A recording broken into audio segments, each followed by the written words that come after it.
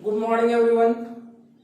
As we have started according to the new syllabus, second lesson of civics, and according to our old books, it is third one because the first lesson is taken away from the syllabus last year. It is constitutional design. संवैधानिक हमारा structure है, उसके बारे में हमने start किया था. And it was begin with the speech of Nelson Mandela, the former president of South Africa. उसकी स्पीच के द्वारा शुरू किया गया था. I fought against the domination of whites as well as the blacks. I chased for the idea of democratic rights. उसमें उन्होंने किस प्रकार बात की थी कि मैं डोमिनेशन किसी का नहीं चाहता, और must be equal in the society, सब बराबर होने चाहिए. और उस वक्त वहां शासन किसका था? यूरोपियंस का. द व्हाइट्स, कलर के आधार पर व्हाइट भेदभाव था, और उसका नाम क्या था? अपार्टहेड. साउथ अफ्रीका में रंग भेद, हिंदी में इसको बोलते हैं रंग के आधार पर अंतर, कि whites were discriminating against other colours. जो व्हाइट्स थे यूरोपियन से, बाकी जो भी लोग थे, blacks, coloured as well as the Indians, उनके खिलाफ भेदभाव करते थे. वो वहां की व्यवस्था जिसके खिलाफ उन्होंने आवाज उठाई. महत्वपूर्ण ऑर्गेनाइजेशन कौन सा था अफ्रीका में इसके लिए? African national Congress. हमने ये भी देखा था. फिर उसके बाद हमने देखा 1964 में नेल्सन मंडेला जब लगातार इस प्रकार सरकार के खिलाफ आवाज उठा रहे थे कि इक्वलिटी शुड बी देयर, तो उसके बाद उनको जेल में डाल दिया गया था. लाइफ इम्प्रिजनमेंट वाज डिक्लेयर्ड, उनको उम्र कैद की सजा दी गई थी. And after 28 years of struggle he was free from the jail और प्रिजन. 28 साल के बाद वो जेल से बाहर आए थे. अब ये सारी चीजें हमने पढ़ने के बाद देखा कि किस प्रकार एक लंबा संघर्ष किया गया, और उसके बाद एक नए संविधान की व्यवस्था की गई साउथ अफ्रीका में, जो कि बाकी देशों के लिए एक एग्जाम्पल बना.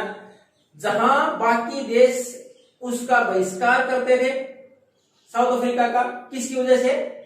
बिकॉज ऑफ दैट अपार्टहेड, जो रंग भेद की नीति थी. मैंने एक छोटा सा एग्जाम्पल दिया था क्रिकेट का, कि 1992 को क्रिकेट से भी बाहर रखा गया था. आईसीसी के बहुत सारे जो मेंबर थे, इवन इंडिया वाज देयर, उन लोगों ने विरोध किया था इस टीम का, और अल्टीमेटली उनको मैच खेलने से रोक दिया गया था. 1992 के बाद व्यवस्था सही हुई, नया संविधान बना, इक्वलिटी स्थापित होगी, उसके बाद वापिस टीम वापिस आई थी.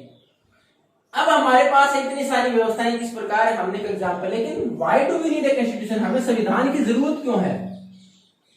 सबसे अच्छा एग्जाम्पल तो हमने पहले पढ़ा साउथ अफ्रीका का. क्यों है संविधान की जरूरत? हमने वहां देखा the oppressor and the oppressed, जिन्होंने लोगों को दबाया, जो दमन किया, और जिनका हुआ था, जिनका दमन किया गया, जिनको परेशान किया गया, वो दोनों साथ है. किसके लिए? फॉर ए गुड सोसाइटी, एक अच्छा समाज, एक अच्छे समाज का निर्माण हो. उसके अंदर जो ओप्रेस्ड थे, यानी जो ब्लैक्स थे या कलर्ड थे, वो चाहते थे the majority rule must be there, majority के अनुसार शासन, डेमोक्रेसी का जो मुख्य सिद्धांत है, रूल बाय द मेजोरिटी, वो एस्टेब्लिश हो, उसकी स्थापना हो. They must have some rights, उनको कुछ अधिकार मिले, उसी के अनुसार शासन करें. दूसरी तरफ जो ओप्रेसर थे पहले, whites, they also want to safeguard their interest, वो चाहते हैं उनके हितों की रक्षा हो. Their property should be safe, उनकी जो प्रॉपर्टी संपत्ति है देश के अंदर, वो भी सुरक्षित रहे. अब इन सारी चीजों के ऊपर अब दोनों ने मिलकर अगर इस प्रकार की व्यवस्था की, एक बार के लिए हमने मान लिया बोथ आर एग्रीड अपॉन, दोनों सहमत भी हुए. उसके बाद किसके लिए? On the base of right to equality, सबको बराबर का अधिकार होगा. डेमोक्रेसी की स्थापना होगी, कौन से सिद्धांत के साथ? 1 person 1 vote इक्वल वैल्यू, कि प्रत्येक व्यक्ति को एक वोट का अधिकार होगा, हर वोट की कीमत बराबर होगी. जैसे भारत में है, चाहे तो वोट नरेंद्र मोदी डाले और चाहे वोट आपके पेरेंट्स डालें, it will be counted as 1. यानी आपके पेरेंट्स में आपके पिताजी ने जो वोट डाला, आपके फादर ने जो वोट डाला, नरेंद्र मोदी ने वोट डाला, काउंट तो एक ही होगा. यानी वोट सबका बराबर है. तो इसी प्रकार उन्होंने भी इसके ऊपर सहमति दी, चाहे ब्लैक थे, चाहे व्हाइट थे, कलर थे, जितने भी वहां कम्युनिटी थी, उन्होंने किया कि व्यवस्था कैसी होगी, चुनाव होगा, सरकारें बनाने के लिए उसमें प्रत्येक व्यक्ति को वोट का अधिकार होगा. Some basic rights are given to the poor section of the society, जो गरीब वर्ग है, कमजोर वर्ग है, उसके लिए सब कुछ मौलिक अधिकार दिए गए. इसके ऊपर सहमति बनी. उसके साथ साथ जो मेजोरिटी में थे, कौन? ब्लैक, क्योंकि 3/4 पॉपुलेशन थी इनकी, 75% पॉपुलेशन इनकी थी साउथ अफ्रीका में. उन्होंने बोला था majority rule should not be absolutist, कि पूरी तरह ऐसा नहीं है कि अपने अनुसार नियम बनाएंगे, ऐसा भी नहीं होगा। The property of the minority will be safeguard, कि जो सुरक्षित उनकी संपत्ति है उनको सुरक्षित रखा जाएगा। लेकिन चलो हमने मान लिया, एक बार सहमति बन गई, अगर हमारे में से किसी के बीच में विवाद हो, एक बार बैठ के बात कर ली गई, what is the guarantee it will not happen again in the future, लेकिन इस चीज की गारंटी वैसी व्यवस्थाएं आगे नहीं होंगी। यानी आज हमारे बीच में सहमति बनी, कुछ समय के बाद वापस ऐसा भी तो हो सकता है कि नहीं, ऐसा कुछ नहीं है। तो इसके लिए हमें संविधान की जरूरत क्यों पड़ी कि there must be some norms which are in the written form, कुछ नियम ऐसे होते जो रिटन में हो। जैसे हम गेम खेलते हैं, हर गेम में कुछ नियम होते हैं। अब क्रिकेट का मैंने एग्जांपल अगर वापस ले लें तो उसमें लिखा होता है if you are caught in front of the stump even the ball hit your any body part, किसी भी शरीर के हिस्से पर लगे, लेकिन उस स्टंप को अगर हिट करती हो, स्टंप को कवर कर लेते आप। Even you have observed one Sachin Tendulkar was given LBW when the ball stuck to his helmet.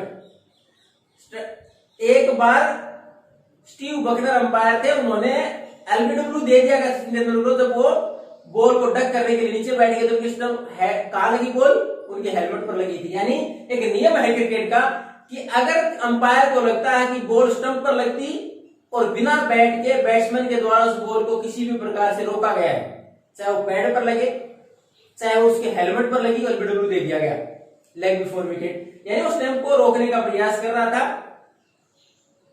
तो उस प्रकार के कुछ नियम हो, उन नियमों को सब माने, सभी मानते हैं कि इस प्रकार हर गेम के कुछ नियम होते हैं कि फाउल कौन सा होगा, किस प्रकार पॉइंट्स अपॉइंट किए जाए, पॉइंट्स दिए जाएंगे। तो इस प्रकार हर चीज के नियम, उसी प्रकार देश चलाने के लिए तो नियम हो, और वो नियम कैसे हो, एवरीवन इज एग्रीड अपॉन, कि सब उसके ऊपर सहमत भी हो। जैसे गेम के नियम होते, दोनों टीमें सहमत होती हैं, 3 टीमें खेलती, सब सहमत होती हैं कि हाँ ये नियम सबके लिए बराबर है। वैसे जो उसके अंदर लिखा गया पूरी सोसाइटी को चलाने के लिए, समाज को चलाने के लिए, उसके ऊपर भी तो सब सहमत हो। इस प्रकार के हमें संविधान की जरूरत क्यों है, सबसे बड़ा तो उस विश्वास को बनाए रखने के लिए।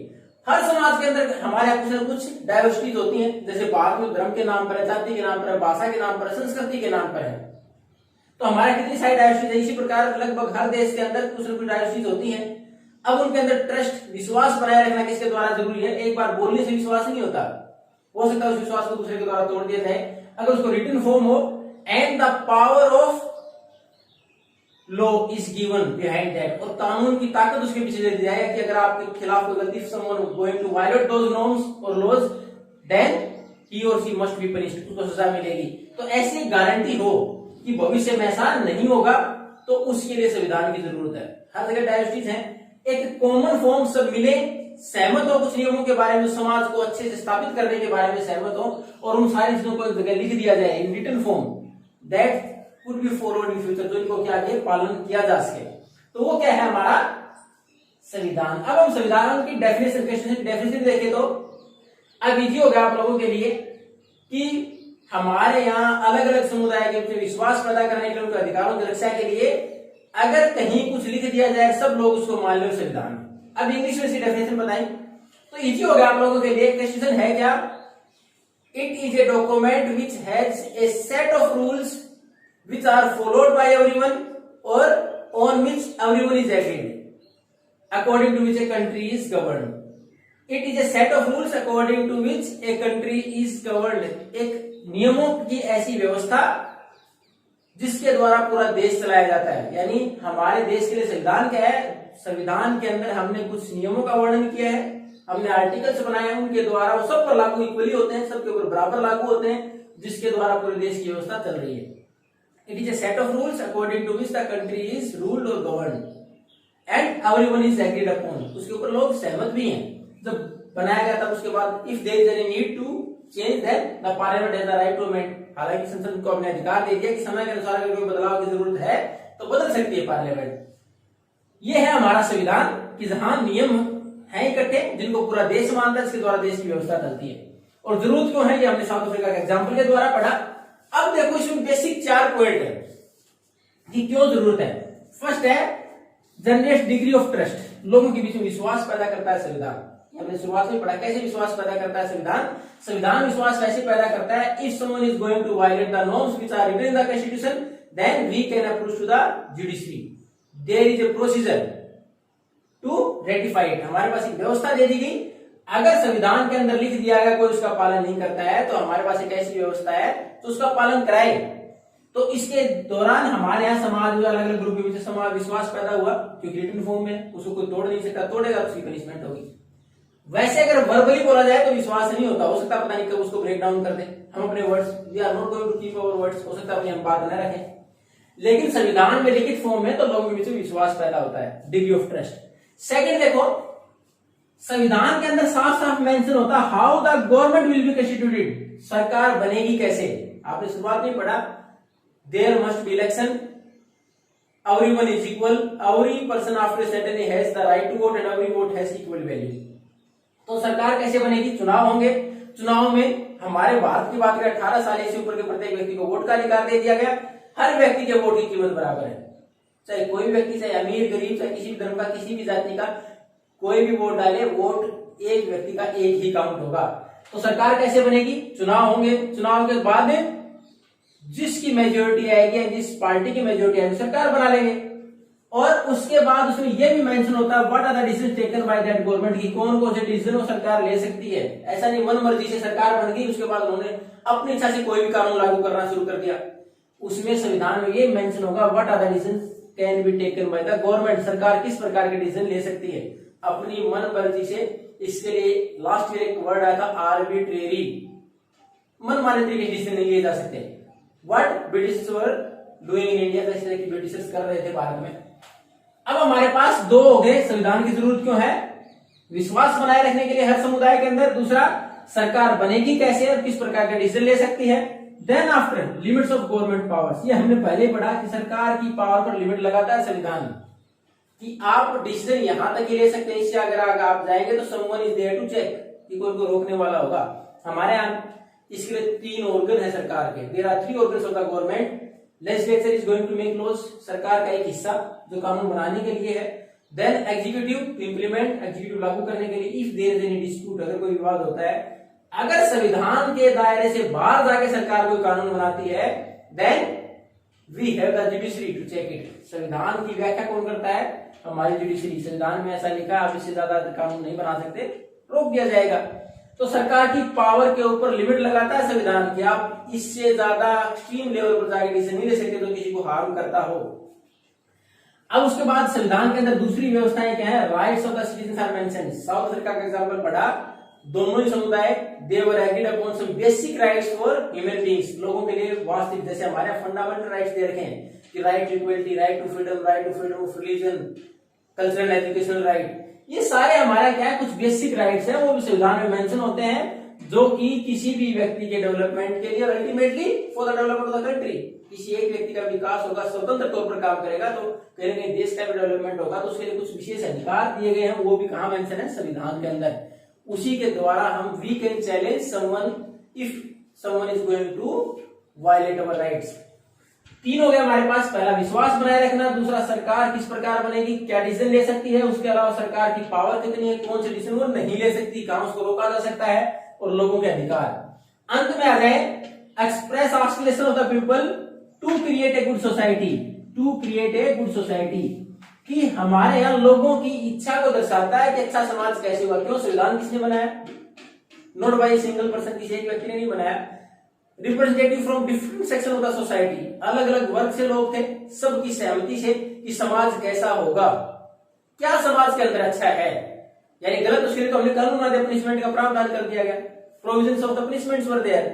तो एक अच्छे समाज की इच्छा लोगों की जागृत होती है, किसी द्वारा कि अच्छा समाज कैसा होगा, लोगों की इच्छा उसके अंदर रिफ्लेक्ट होती है कि उन्हीं चीजों को शामिल किया गया, क्या अच्छा है क्या बुरा, उसके अनुसार नियम बनाए गए। तो अच्छे समाज की स्थापना रिफ्लेक्ट कहां से होती है, संविधान के द्वारा, कि वहां के लोग किस प्रकार के संविधान को चाहते हैं, कैसी व्यवस्था होगी समाज की, समाज में क्या अच्छा है क्या बुरा, रिफ्लेक्ट होता है सीधा संविधान के द्वारा कि किसके लिए क्या नियम बनाए गए। तो ये था हमारे संविधान की जरूरत क्यों, उसके बेसिक 4 पॉइंट। अब इसमें एक कॉमन चीज और है कि it is not necessary that the country which has constitution is democratic. ऐसा कोई जरूरी नहीं संविधान हो